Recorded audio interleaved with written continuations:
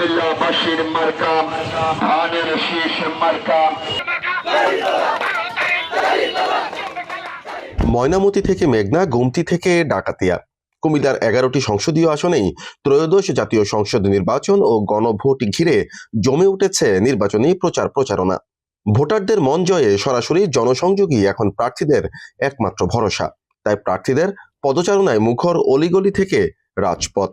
এবছর কুমিল্লায় মোট ভোটার সংখ্যা 49,92,310 জন। এর মধ্যে 1,11,550 জন পোস্টাল ব্যালটে নিবন্ধন করেছেন।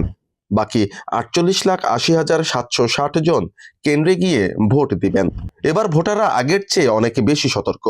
বিশেষ করে নারী ভোটাররা এখন প্রার্থী বাছাইয়ে বেশ সচেতন। কুমিল্লায় 11টি আসনে এবার 1,449টি কেন্দ্রে ভোট গ্রহণ হবে।